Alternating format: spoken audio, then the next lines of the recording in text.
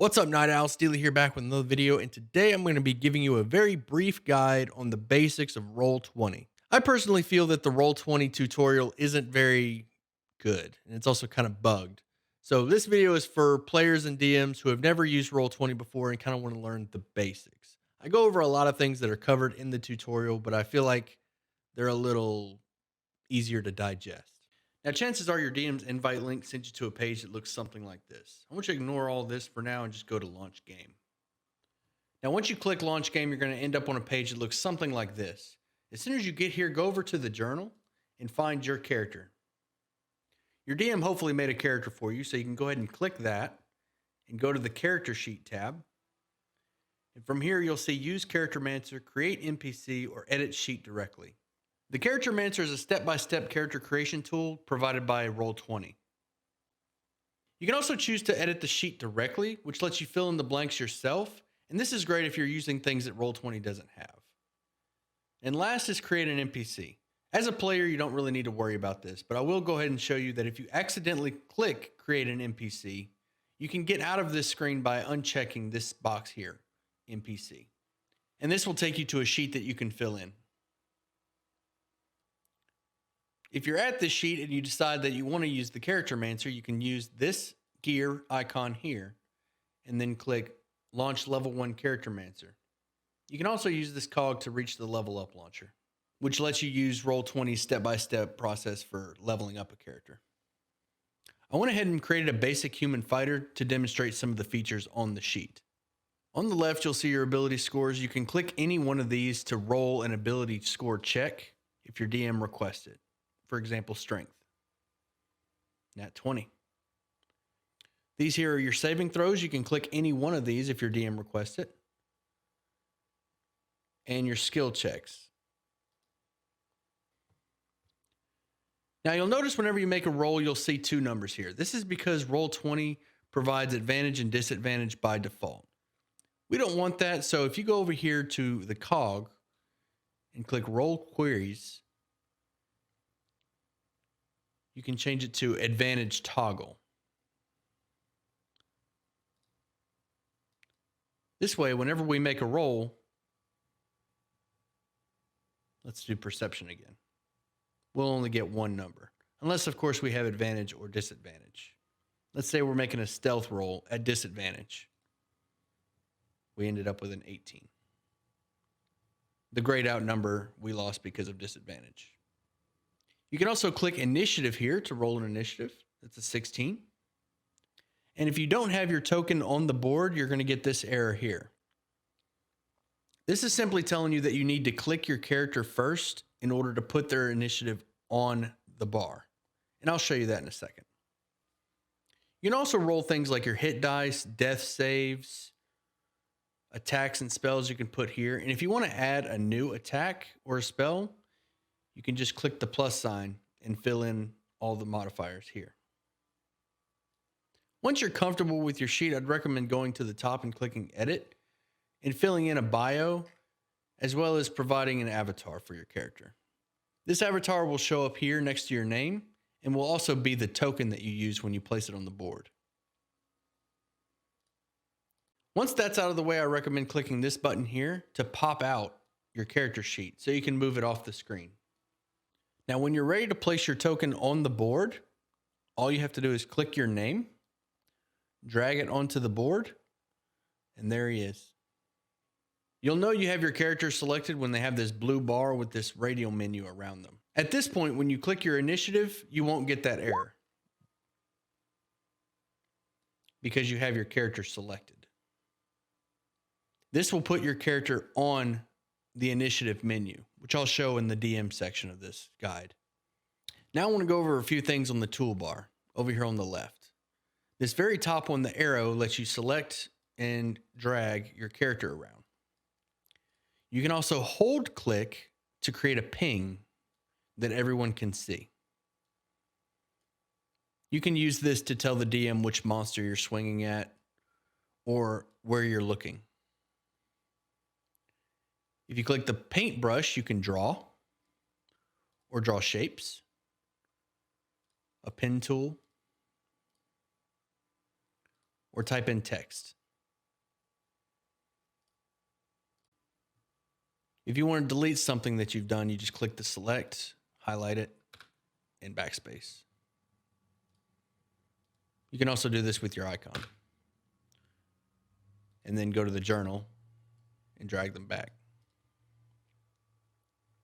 The magnifying glass I wouldn't worry too much about because you can use this here to zoom in and out. You also have this ruler over here on the left, which lets you measure distance.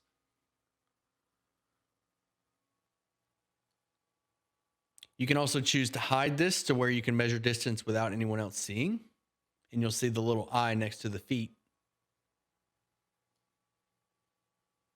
You can choose no snapping or snap to a corner. I just use snap to center.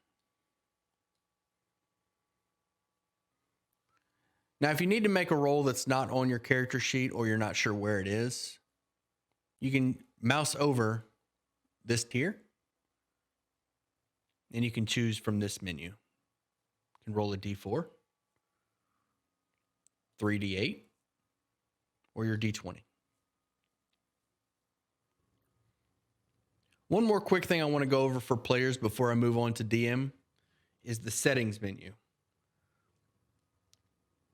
You can choose the size of the avatars at the bottom left. I like names only. Now for Dungeon Masters, things are a little bit more complicated. So to start with, I want to show that you can clear the chat log right here by typing in confirm. You can also go to some of the game settings here. With this menu, you can allow vault access, the character sheets that you use, compendium access, and a number of other things. Now, the first thing you'll notice as a DM is that your toolbar is a little bit more expanded and you have many, many different options. So to keep things simple for the DMs that are using Roll20 for the first time, I want you to remember one thing. The only thing that you need from Roll20 is the map and tokens. Everything else is convenience. And what I mean by that is all of your die rolls and the character sheet and the books, all of this can be done outside of this tool. Those are just convenient to have within Roll20 so you can use it as you play the game and you don't have to rely on an outside source. But there's some things about Roll20 that I personally don't like, and I'll use tools outside of the game for them. So with that out of the way, let me show you how to put a map onto the plane. If you go to the art library, which is shared across all games, you can go to my library and you can upload an image. I have a few for the Phandelver module here. You can click and drag your maps onto the plane and then resize them to fit your area. Hopefully you know what size your map is, and if you do, you can use this page toolbar to set the grid size here. This map that I'm using is 3021. It's not going to show the background, so I'm going to leave it by default. You can set the feet or meters of the tiles, whether or not the grid is on there. The color of the lines of the grid, I like full opacity black. You can also enable fog of war and dynamic lighting. Now I'm going to zoom out so I can see everything, and I'm going to resize the map to the size of the grid. Once I've done that, I can send this map to the map layer. And I'll go over layers in a second. And there we go. Now characters can move around on the grid. Now that you know how to put a map on the plane, let's put some tokens. I have some D&D monsters here. Let's grab a goblin. Click the text and drag it onto the plane. And there you go, a goblin. Now, if you want to give this goblin a character sheet, you're going to have to go to the journal and add a goblin character.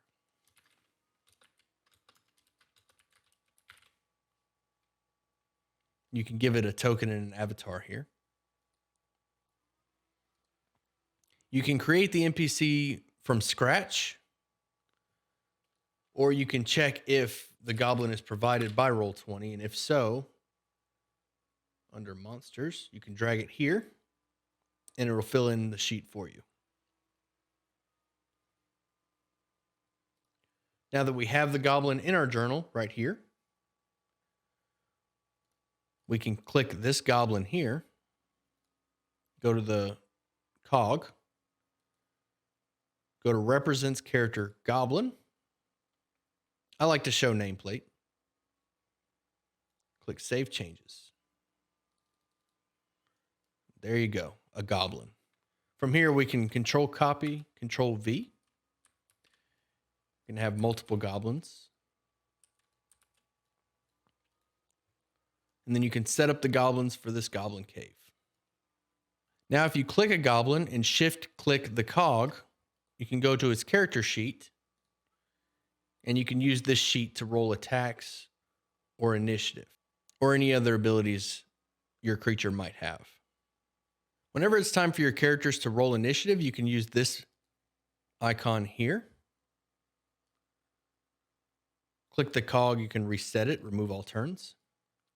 Now, in order for a character to end up on turn order, they need to be selected. So as a DM, you can select your goblin, open up their sheet, and notice that if the goblin is not selected when you roll initiative, it will not show up on the turn order. And you'll get this error. So you have to select the goblin in order to put it on the turn order. And this is also true for the players. They need to select their own player when they roll initiative. Real quick, I'll go ahead and show Fog of War. If you click this eye and choose hide areas, you can hide rooms, turn on Fog of War, and you can do that from this menu. Fog of War enabled. And once Fog of War is enabled, you'll see this black screen. As a DM, the map will be somewhat transparent, but to players, this is just a black screen. And you can choose to reveal areas as the players discover them. And I'll go ahead and show you what that looks like to a player by clicking rejoin player up here, rejoin as player. So you'll see the player can't see anything that you haven't revealed to them. And the player cannot click the goblins because they don't have access to them. I can only control John. Let's go back to being a DM. Now I'm going to talk about those layers that I mentioned earlier. There are 3 layers that you can see right here: map and background, objects and tokens, GM info overlay. So the map and background is pretty obvious. That's just the map itself. Move things to this layer that are going to be static and unchanging, that you want the players to be able to see, like the map. The object and tokens layer is just for that, moving tokens around. You can add things here. Also, things on the object and tokens layer will have this radial menu. If you right click something and go to layer and say move this goblin to the map layer, he no longer has the menu. So let's switch back to objects and tokens. Actually, let's send this goblin back to the right layer, token. Now we can control him again. Now, as a DM, you might want to hide some enemies. Maybe there's stealth, like maybe this goblin's hiding in the bushes here. So for that, I personally like to move them to the GM layer. And then when the player encounters it, you can select it from the GM info overlay and then send them to the token layer to be revealed to the players. You can also choose the opacity of the GM overlay or just not use it at all and turn it off. So let me demonstrate that by going back to the object layer, sending this guy to the GM layer, and then moving the opacity. Notice the goblin fades in and out. This is because he's on the GM layer. Everything on the GM layer cannot be seen by the players until you move it to the token layer. There's also a layer called dynamic lighting, but I'm not going to go over that in this video. This is for when your players move around and they can see things based off of their token's position. So as a GM, you're going to need more than one map for your campaign. So you can go up here to the page toolbar and create new pages. Each of these pages will have their own map with different encounters, and you can move the players to the map by just clicking and dragging this red ribbon. And I'll show that by rejoining as a player.